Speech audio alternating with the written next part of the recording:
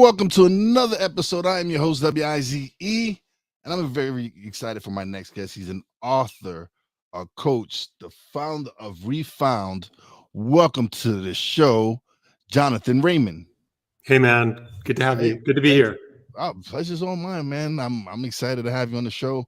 So let's just jump right into it. Actually, we have a comment. Let's see who's there. Oh, no, there's no one there. All right. So what? Okay, give me. All right. Can you share a defining moment that led you to focus on leadership and personal growth? Yeah, a couple big divots in the Let's road. go. I would say the biggest one was, I was it's probably like 10 years ago, 12 years ago, and I had spent 15 years working on myself, going through all manner of personal crises and traumas, and just trying to work out my stuff from childhood, right? Yeah. And I felt like I was doing a lot of good work, psychologically, spiritually, all kinds of everything I could, dig myself into. And at the same time, I was a business executive, running businesses, working in businesses in a bunch of different industries.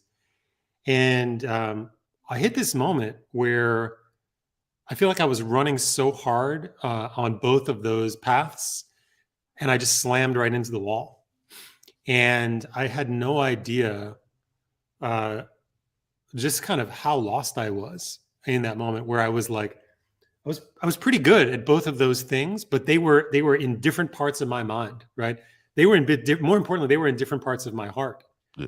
And I didn't realize that I was like trying to get better at business, trying to get better at work, trying to get better at making money.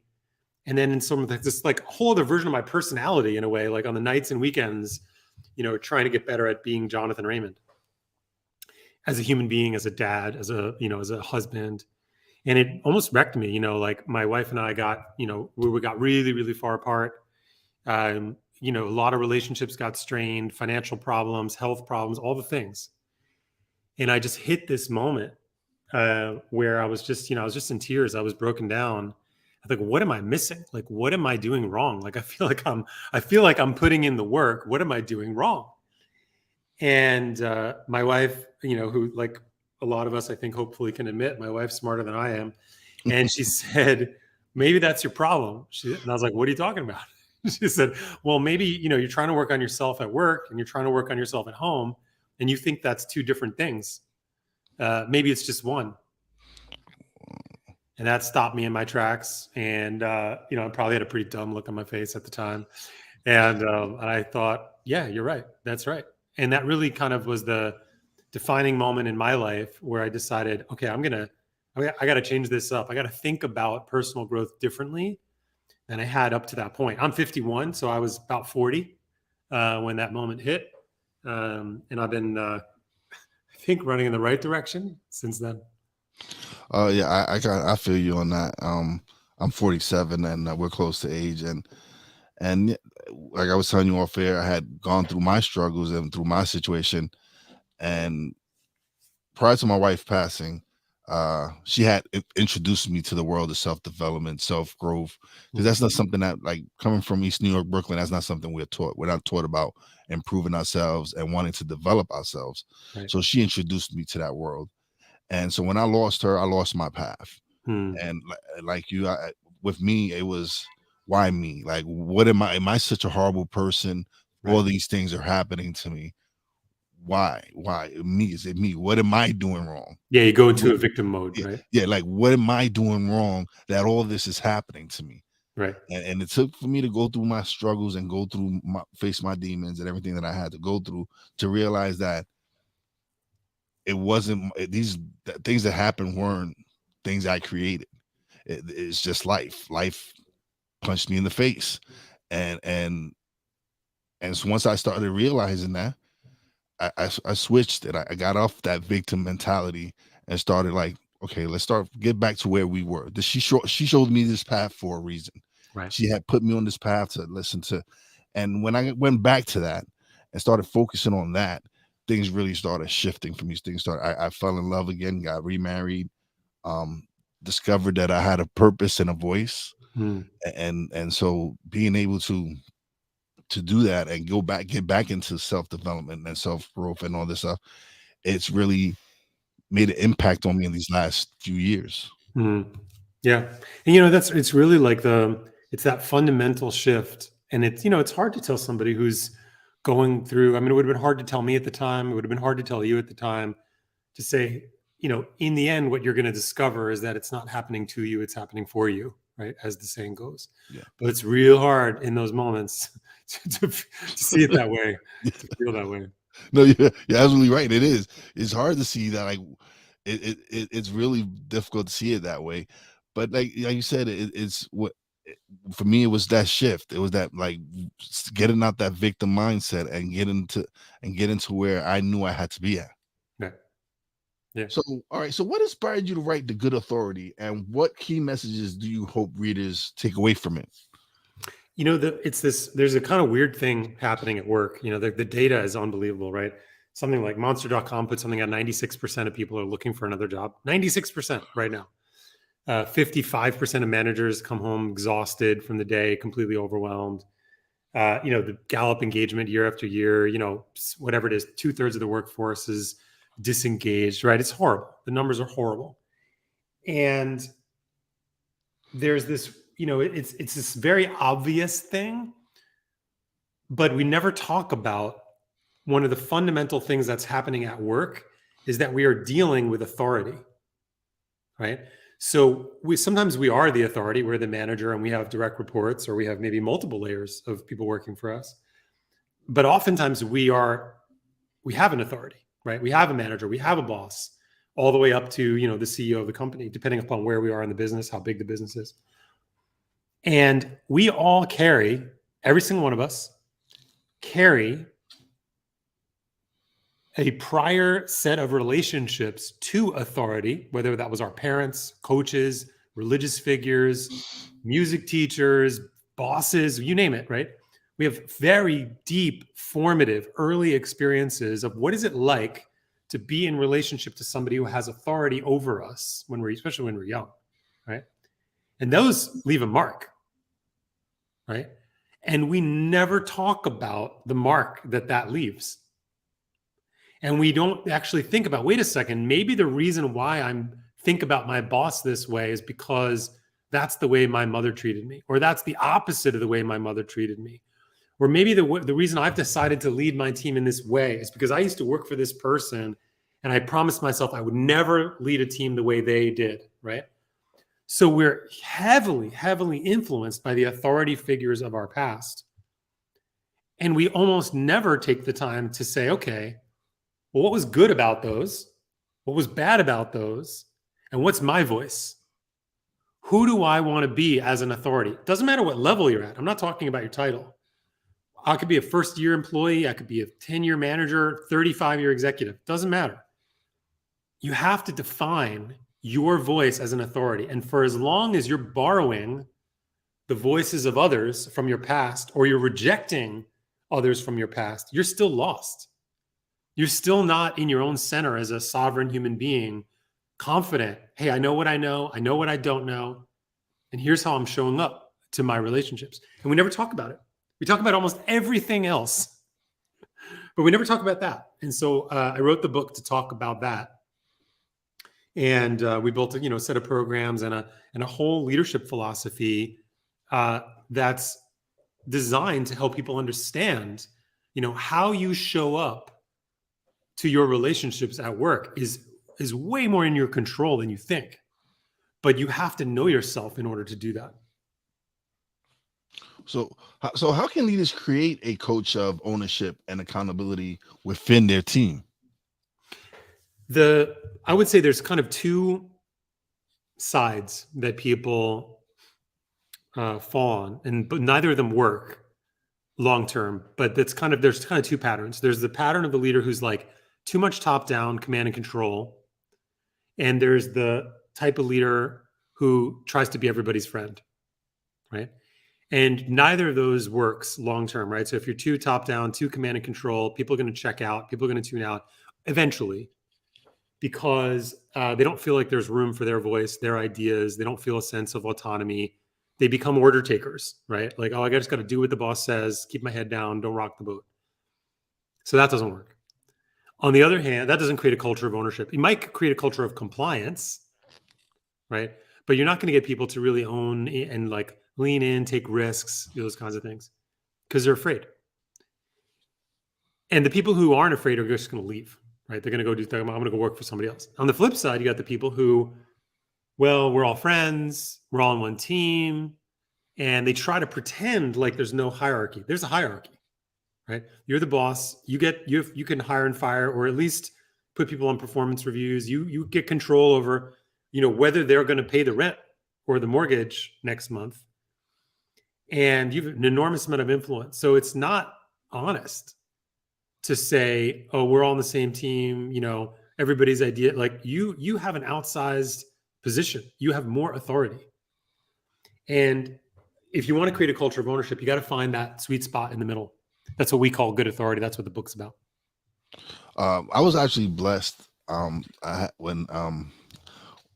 used to work for McDonald's, and I had a manager, a general manager that to me, we're still friends to this day. And this, I'm talking about, it was probably 20 something years now. And he's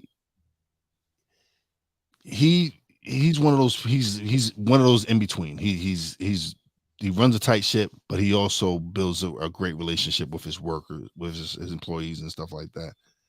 And he's one of the people that I admire and I look at as that's the kind of leader I would like to be. Be someone, yes, that is no nonsense, but still builds those relationships with his workers and all that. And that kind of had impact on me to this day. Yeah. And having that kind of relationship with him, and he's one of the few. Shout out to Jeff Jolly. He's good job, Jeff. Yeah, he's a great dude.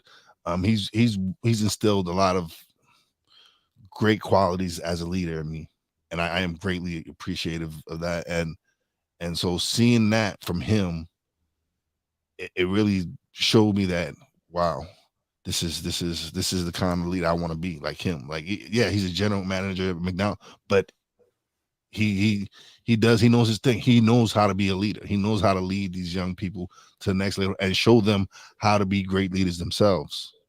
Yeah, and you got to be what you sort of pulling on there is like there's two things. It doesn't sound hard, but it is. You got to do two things at the same time. You have to be invested in people, care about them, try to pull them up, try to help them become their best version of self. And you have to leave the choice of whether or not they're going to do that up to them. And you got to let them, if they're going to opt out, they're going to opt out. And you got to stay on top of that hill and say, hey, here's the standard. Here's what great looks like on my team. I'd love it if you join me here. But if you don't want to do that, that's okay too. You can go find something else. I'm not going to hold it against you. Doesn't mean we can't be friends. But on my team, in this environment, here's how we do it. So can you elaborate on the concept of shared leadership language and its significance on organizations? Oh yeah. It's funny. I talk to a lot of CEOs and a lot of business owners and, VPs and all things. And I always ask them, I say like, so talk to me about accountability. And they say, oh, accountability, that's one of our core values. And I was like, oh, great. That's cool. Tell me a story of when there wasn't accountability and what was the consequence for that lack of accountability. And they say, what do you mean? And I said, well, like if someone's accountable, right, and they don't do the thing that they said they were going to do, not a little thing, but like a big thing, right? Mm-hmm. There's a consequence, right? And then you get like a lot of silence on the end of the line, right? It's like, so there's a lot of talk about accountability, but there's no, and I said, look, if there's no consequences, there's no accountability. That's not that. It's like that famous phrase, like, I don't think that word means what you think it means, right? Like if you have accountability as a core value, but there's never any consequences for not being accountable, then the word is meaningless, right? Absolutely. And so you got to create a shared language. What do we mean by accountable, right? It doesn't mean, the first time you have a typo in an email, you're fired. That's not what that means, right? It means there's a standard on our team for what we all agree to, how we show up for one another, how we communicate. And if you don't show up and you don't honor those agreements, you're going to get feedback about it. And if you get a couple rounds of feedback about it and you don't change, well, you're not going to be on this team forever, because that's not how we operate. There's a set of standards, there's a shared language. And the thing that's sad is that most team leaders in most organizations, they make so many excuses for why people can't be accountable. Because, oh, this person's working so hard. Yeah, I get it. They're working hard. Oh, this person's got so much going. Yeah, I get it. I get it. Do you think you're helping that person by not holding them accountable? You're not. You're hurting them. You're actively hurting them by not holding them accountable to the things that they committed to. But it's just it's a hard thing for us to see that holding somebody accountable, not in a mean way, in a kind way, but holding somebody accountable is not a punishment. It's a gift. Yeah. And I think now it seems like people don't want to be held accountable. It's like a lot of people right now, I don't understand. It's like, because we're both close in age, and we're both raised a certain way, because we're a different breed. Like our generation is definitely a different breed. Yep. And we were held accountable for our actions. It seems now, like nowadays, people take offense when you try to hold them accountable for some things. Well, it's like, imagine this, right? Like, imagine you have a financial goal, right? And you hire a financial advisor or broker or somebody, and they say, all right, great. You want to have $1 million by the time you're X years old. You need to save $100 a week, or whatever the thing is, right? X amount of dollars, yeah. Okay. And then they say, okay, does that sound like a good plan? And you say, yeah, that sounds good. And then time goes by and you don't do that. And they say to you, well, you're not going to hit your goal because you said you were committed to doing these things, $100 a week, and it's not going to work. You're not going to get to your goal of having $1 million.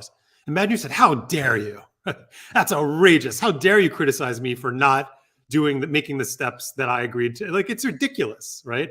Yeah. It's like, I want to be healthier, right? How dare you criticize me for not working out, right? How dare you? Like, it's silly. It's just stupid when we think about it. And yet, we live in this time where we live in a time of a lot of us, not everyone, but in a culture of so much convenience, so much comfort. It's so easy to get what we want when we want it, with very little accountability. You can just, we roll more money up on the credit card, right? We put it off for another day. We switch to another job.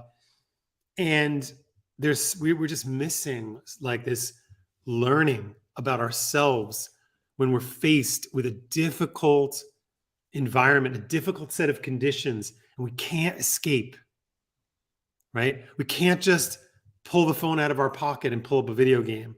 We can't just skip town and go do some other thing.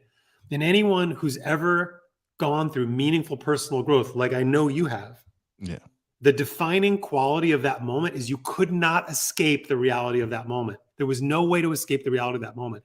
It forced you to change. Life held you accountable and said, you shall not pass.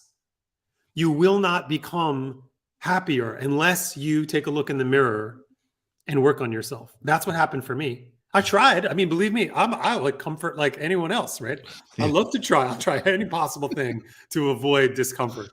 And so the best possible thing that can happen to you is life holds up the stop sign and says, nope, sorry, you shall not go any further. Yeah. In your experience, what role does mindfulness play in effective leadership? It's huge. It's, it's one of those things like, people have such a misunderstanding of what mindfulness is, I think. It's like, I think it used to be this kind of like, Eastern woo-woo concept of like mindfulness. And then it became this like weird sort of glossy commercial, like some lady in spandex, sitting on a mountaintop looking peaceful, right? And it's like, okay, all right, I get it. Like, fine, that looks good. But mindfulness is like, mindfulness is like, I'm in the garage and my daughter wants my attention. And my impulse is to reach my hand into my pocket to check my email because I'm waiting on something, and I go, not going to do that because my daughter wants my attention, and I'm going to have the mindfulness or the presence of mind to not get distracted in this moment, and I'm going to make eye contact with her and be present with her. That's mindfulness, right? It's not some, it can also take you to esoteric, beautiful, spiritual, deep, transformative places. Mm-hmm. But it's day to day. It's moment to moment. It's like, how do you decide moment to moment, where are you going to put your attention? And it doesn't mean don't ever check your phone, right? Like that's not the reality, right? But to say, okay, wait a second, I'm going to make a rule for myself that I'm not going to check my phone when my daughter's around because she's 6 and she doesn't know what I'm doing on that thing. And I'm going to try to create. Now, do I fail at that 10 times a day? Yes, I do. But mindfulness is, the whole point of mindfulness, you base your practice in your failures, right? And you say, okay, oh, there I go again. Oh, I ate that food that I said I wasn't going to eat. I replied on that email thread that I said I was going to let that other person handle. It's that awareness. That's what the mindfulness is. It's not perfection. It's awareness. And it's like tap, tap, tap on those stubborn parts of our being until we get it. What are some practical strategies for promoting physiological safety within teams? So psychological safety is I'm sorry, Michael. Yes, no, it's all good. Psychological safety is like, it's this weird esoteric concept in a way, but it's basically just like trust, right? It's just like, can I trust that I can exist in this environment and I'm not going to get hammered for making a mistake unless it's a really bad one, right? Like, yeah. I'm not going to get hammered for making an everyday mistake. I'm not going to get hammered for not having all the answers. I'm not going to get hammered for voicing an opinion that's outside of the consensus. So how do you do that, right? Well, what we reward, what we measure, right, is what we get, right? So if you reward people and you not reward them for making mistakes, but you would call it out and be like, hey, this was a great example of where we tried something and it didn't work, and that person isn't penalized, then everyone else goes like, oh, okay, that's okay. It's okay to try new things. It's okay to take some risks. It's okay to expand a little bit. Whereas if you never do that, well, people are going to get the message that that's not okay, right? And it's I always say to people, like, if you're a leader, and these days a lot of it we do it on Zoom or Teams or whatever, but if you're a leader, people watch how you stir your coffee, right? They listen for the sound of your boots as you walk down the hall, right? They're paying attention to the background of like what's going on in your family. That's not to make you paranoid, right?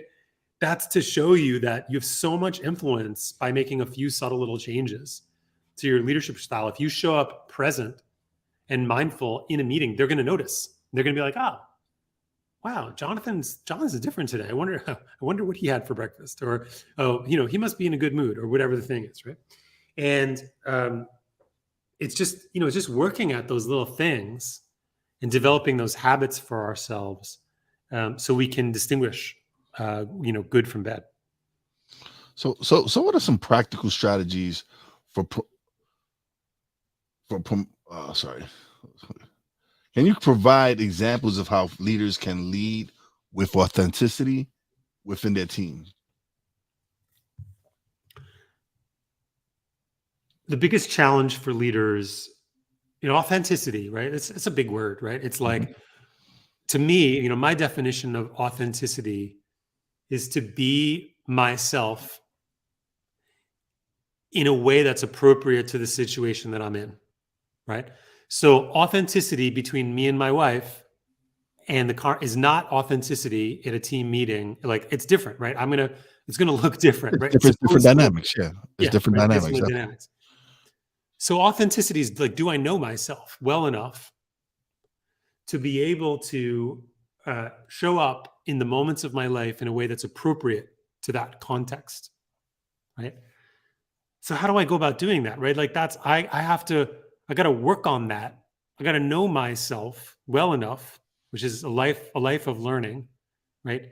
In order to do that. And when it comes to my team, right, the fastest way to demonstrate authenticity is by acknowledging the things that I don't know, the things that I'm not certain of, to be able to be curious, right? Yeah. To demonstrate to people that I'm capable of changing my mind, right? That's authenticity. To say like, hey, this is a moment where I know myself enough to know that I'm probably going to do this in this circumstance, right? The one thing I say to leaders all the time, like I ask them, like, what do you think's your worst quality, right? Like, just between you and me, what's your worst quality? And they'll tell me. And then I'll say, okay, do you think your team doesn't already know that about you? Right? Of course they know that about you. They know that's your worst quality. The only problem is that you haven't called it out and said, hey, team, guess what? I think my worst quality is X, right? That's authenticity. It's another way to be authentic. So how does emotional intelligence contribute to successful leadership, and how can it be developed within your team? Sorry, let me just turn this off here. I don't know how that got through.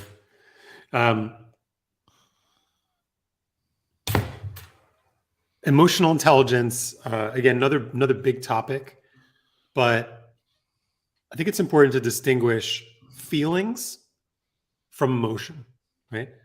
So feelings like, I'm annoyed by that situation, or, oh, that really pisses me off, or, oh, that really makes me happy, right? It's like the passing moods and feelings over the course of our day, right? That's what I'll call feelings.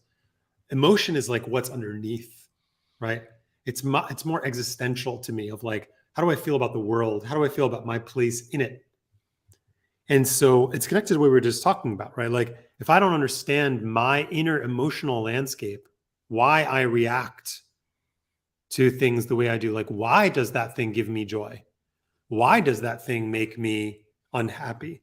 Then I'm forever locked out. I'm always in like chasing things that make me feel good and trying to avoid things that make me feel bad, instead of questioning from a deeper level. Well, why do those things make me feel good and those things make me feel bad? It's like we talked about at the beginning. It's like getting out of victim mode into how we feel about life, right? Maybe some of the things that make you feel good are not good for you, right? Maybe some of the things that make you feel bad are really good for you, but you don't have a good relationship to either of those things. That's what emotional authenticity is. Okay. So what advice do you have for leaders striving to balance the accountability with empowerment? I think you have to listen between the lines to your team. A lot of leaders ask, like, they'll ask their team, like, hey, I'm really open to feedback, right? But the reality is, we talked about before, like, you're in control, you have the power. It's unlikely that you're going to get the honest truth from people whose paychecks you control or have heavy influence over. So you got to read between the lines. And the advice that I always give leaders is like, pick a thing that you think you need to work on, right? So let's say I need to work on, being more present in meetings. Let's say, okay, I'm always distracted in meetings. So you have a choice to make as a leader. You could minimize that. You could say, oh, well, I think I'm doing okay. I guess, I probably should work on that someday. That's one side of the spectrum. Or you could say, wow, I'm going to assume for the purposes of my own growth and development that that's a huge problem. And from my team's perspective, I'm totally distracted in every meeting. I'm never listening. And they never feel like they have a manager who's really paying attention to their concerns. I'm going to start with that assumption. It's not true, or maybe it's partially not true, but for the purposes of evolving, I'm going to make it true. Right? It's like, to be fit, you don't need to work out 6 hours a day. But if you're really trying to like change your routine, well, it's helpful to work out a lot, right? So start out, like, give yourself a boot camp about it, right? If there's something you want to change,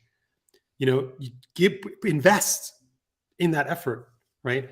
And read between the lines, right? Like, take the feedback that you're getting and blow it up. Like, imagine they give it to you and it's a crumpled up balloon and it's red. You're like, oh, my team gave me this crumpled up red balloon. What are you going to do with it? Nothing. You can't do anything with it. Blow it up. What does it say on the balloon? Like, you can't read what it says on the balloon until you blow up the balloon. So blow it up, read the balloon, and they're like, oh, okay, well, that's what my team's really trying to tell me. I'm going to work on that. Okay.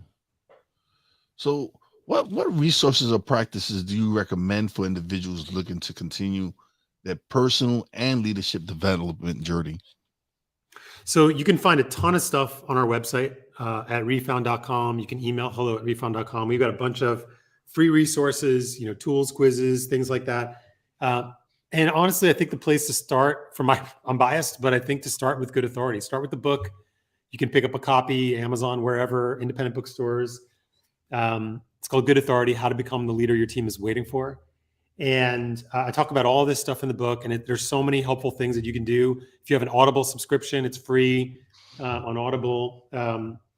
And just it's a really helpful kind of primer to like think about leadership in the modern world in a different way. Okay. So how do you envision the future of leadership evolving in the next coming years? For me, the presence of AI in this conversation is a potentially hugely helpful force, because we could talk another time about that. Yeah, there's definitely some things to be scared of, and it could this could go badly. But from what I'm seeing in the platform that we've built, that we have an AI powered kind of leadership development platform that we've just started working on with clients.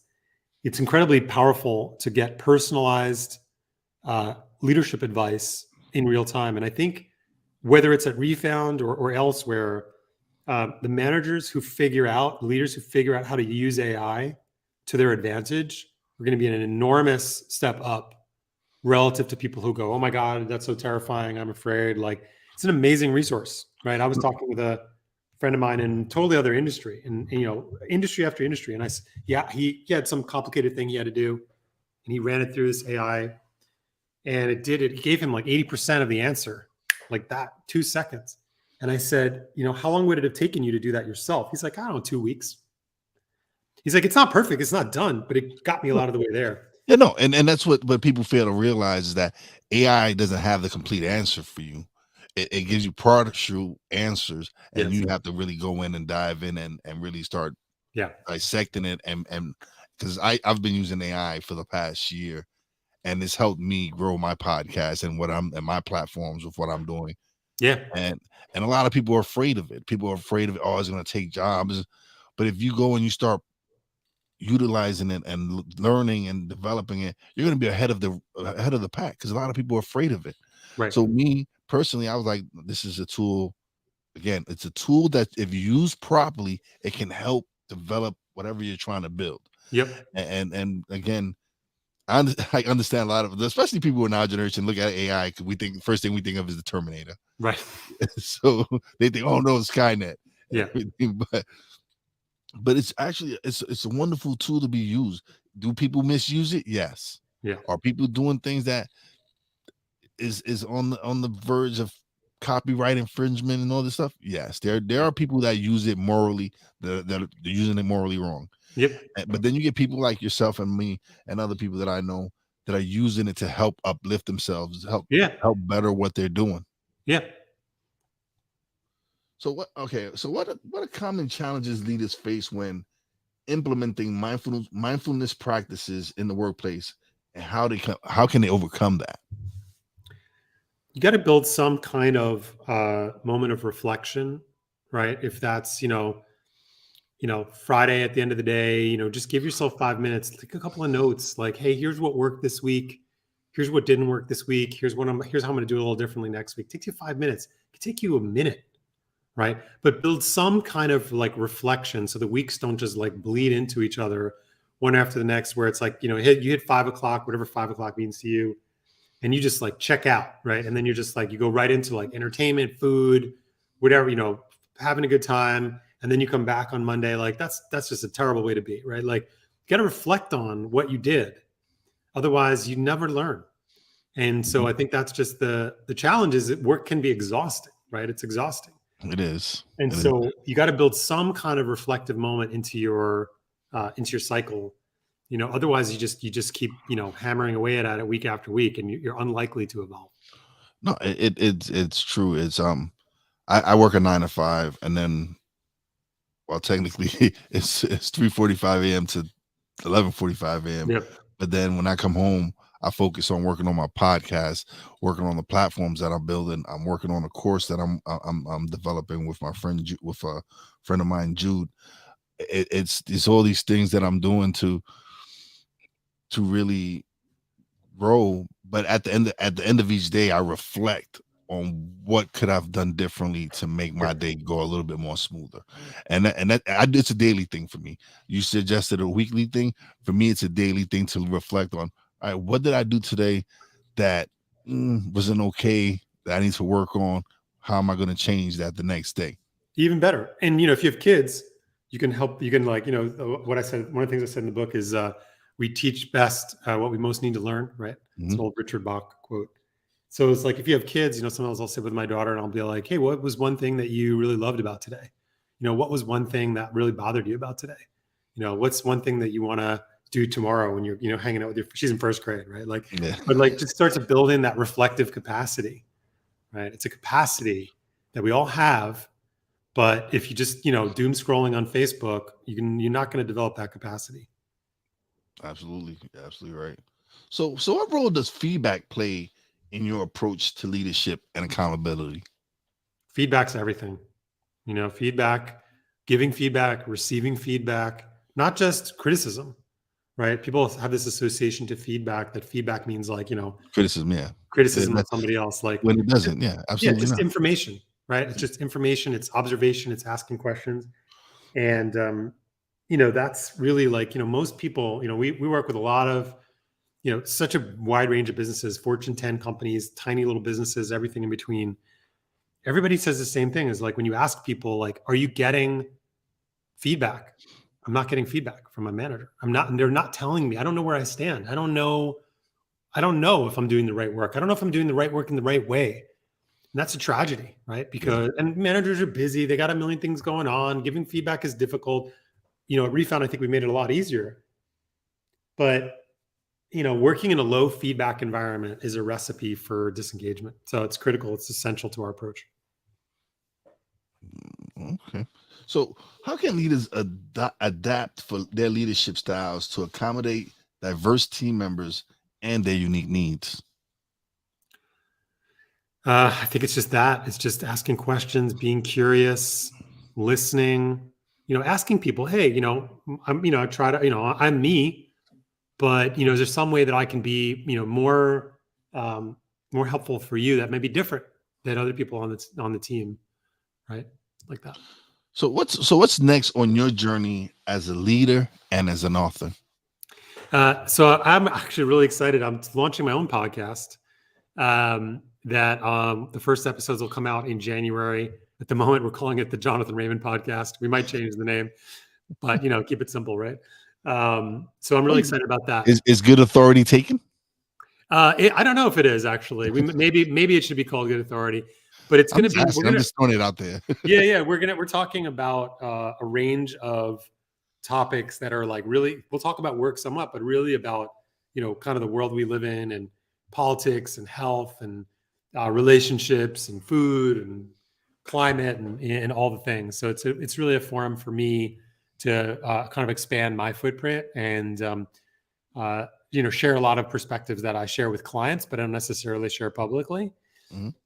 Which so I'll get a chance to do that, coming up soon. So I'm really excited about that.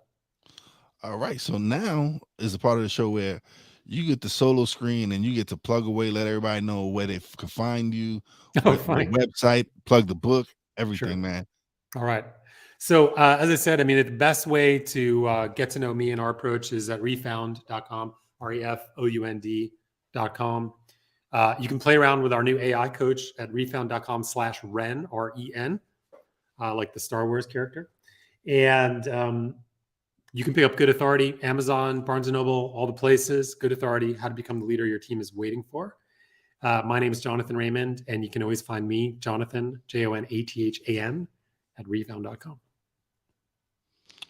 Thank you, Jonathan, for being. That's actually my son's name. Oh, but cool. Jonathan's are good people. Yeah, no, generally speaking, he's a great kid. He's a wonderful kid. Well, he's no longer a kid; he's a grown man. Yeah.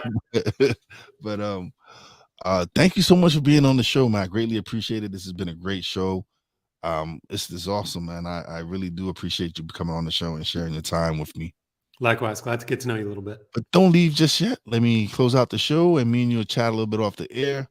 But again, once again, thank you. This has been a wonderful show. You've answered some wonderful questions. I greatly appreciate you being on the show. Everybody check out his website. Go get the book. Good Authority is at Amazon, everywhere you can find books. But let me close out the show, and I'll be right back. All right, everybody. It was a wonderful show. Had a great time chatting with Jonathan. It was very, very informative. I really had a great time talking with him. But now it's time for shout outs. Shout out to my Real Wise fam. Thank you for all the support you guys do back there. Shout out to my man Tim for coming through on the chat. What's up, Tim? Facebook user, I don't know. It's probably Corrado. If it is Corrado, what's going on? Or by me is one of you two that always come in as a Facebook user. I greatly appreciate you guys.